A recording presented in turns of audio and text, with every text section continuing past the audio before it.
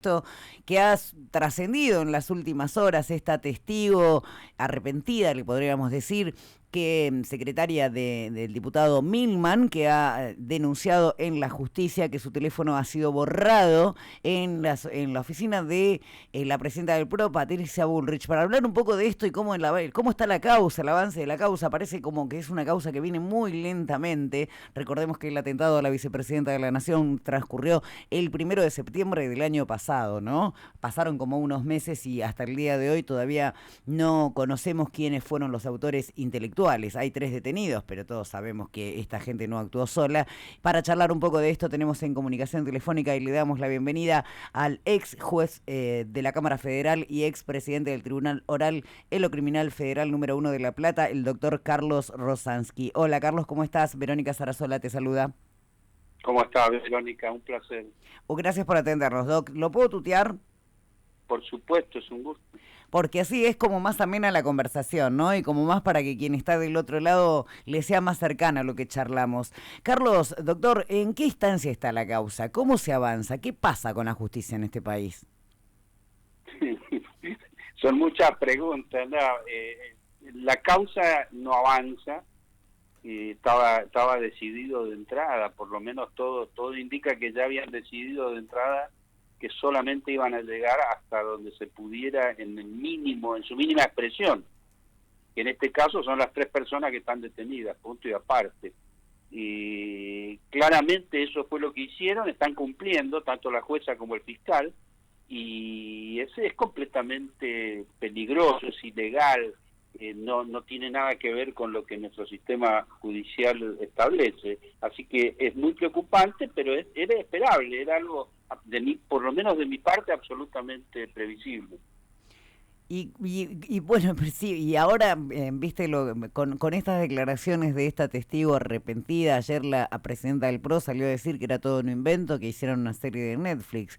¿Esto qué sensación le puede quedar a la gente? Nos puede quedar a nosotros, las y los ciudadanos. Bueno, lo que pasa con esta señorita Ivana Bondievich es, le complica la vida al tribunal, te aviso.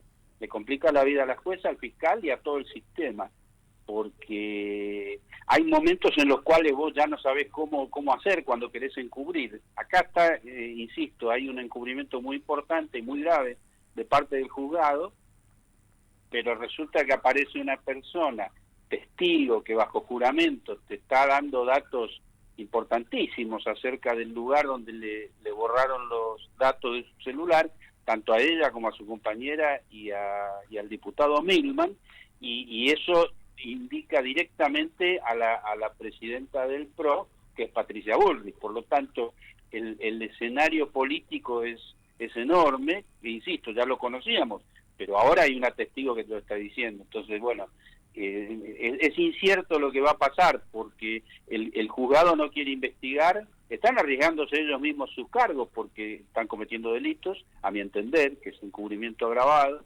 y bueno, y lo que vos mencionás es nuevo, es una actitud muy nueva que habrá que ver cómo es tomada de parte de la justicia.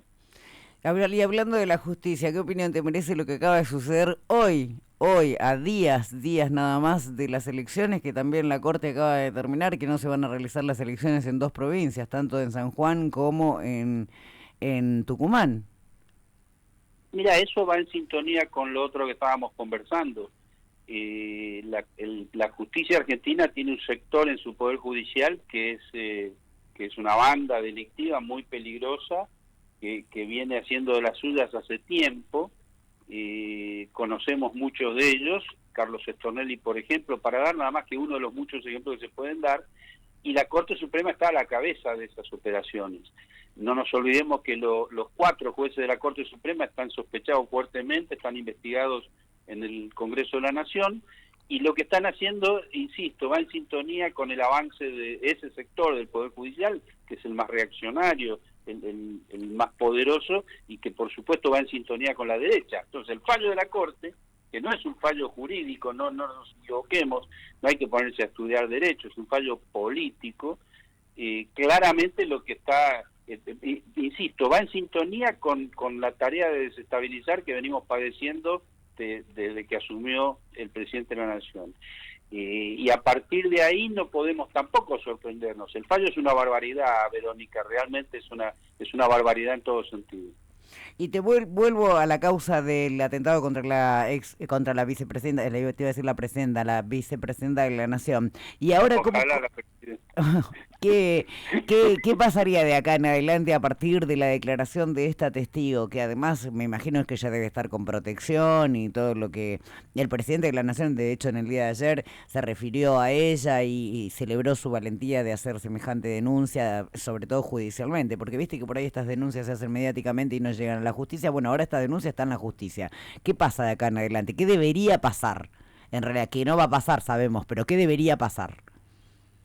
Mirá, lo que debería pasar sería que toda esa gente involucrada sea investigada seriamente y muchos de ellos en prisión terminarían. Estamos hablando de Gerardo Milman, Patricia Bullrich, los Caputo. Ten en cuenta que hay una causa que debería estar unificada y no está, que claro, es la de Revolución Federal. Claro, te iba a preguntar eso, porque hoy lo hablaba con otro colega y decíamos eso, ¿no? La incompatibilidad de por qué no están estas dos causas en la misma línea, porque no es una sola causa, el atentado más la causa de los Caputo, que fueron quienes supuestamente, esto lo determinará la justicia, ponele, financiaron esta mueblería que fabricó mesitas de luz y le dio a estos muchachos que nunca habían hecho una factura 11 millones de pesos para las mesitas de luz que llevaban al sur. ¿Por qué estas causas no van por el mismo lado?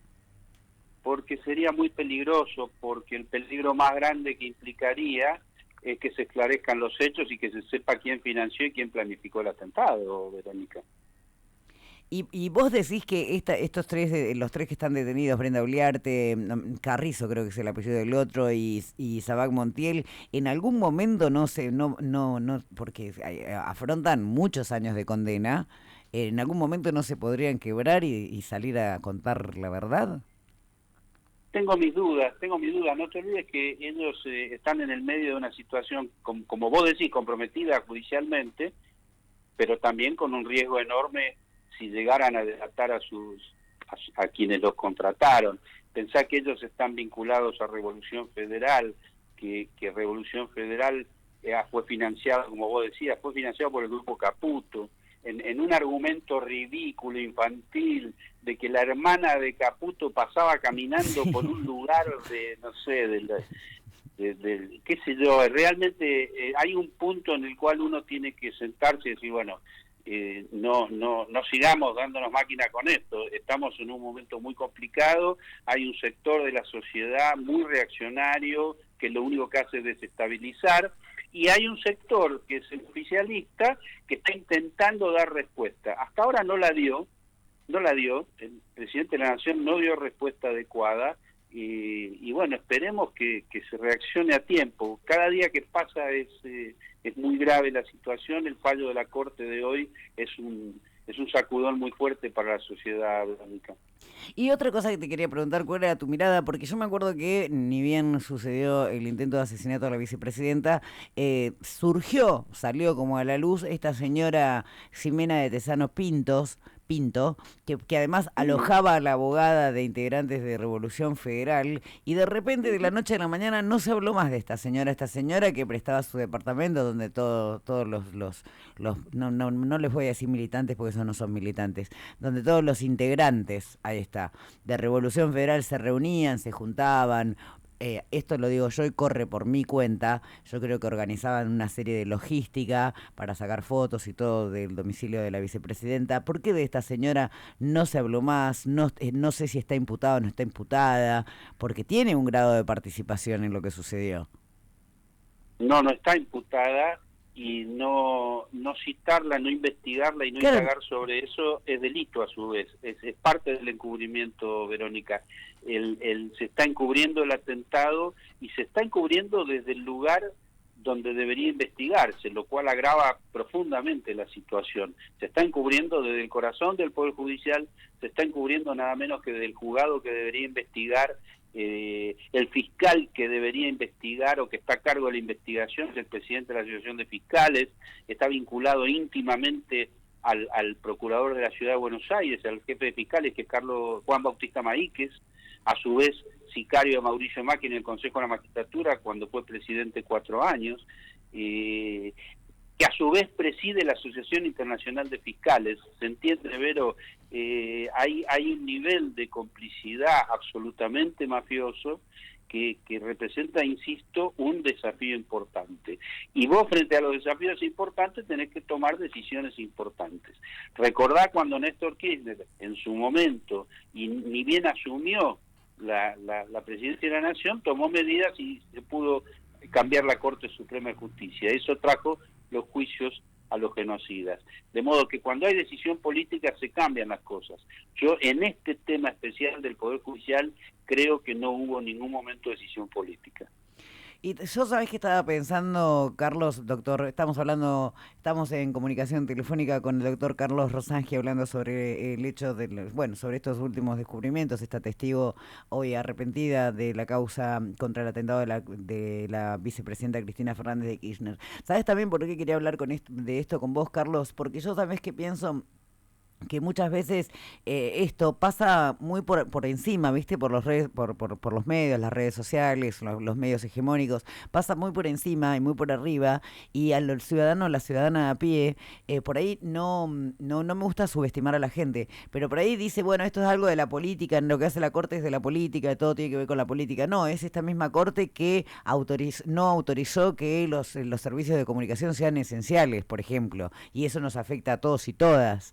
¿Entendés? Es tratar de bajar la realidad de lo que hace la Corte, lo que hace el Poder Judicial, nos afecta a todos y todas las ciudadanas, a los 48 millones de habitantes de la República Argentina, porque si vos imaginate que con el poder político que manejan, porque para mí, corre por mi cuenta, de nuevo te digo lo que estoy diciendo, funcionan como un partido político alternativo, paralelo, en realidad no alternativo, esto después, imagínate en una causa que eleve cualquier ciudadano común a la Corte, ¿en cuánto puede llegar a ser tratada?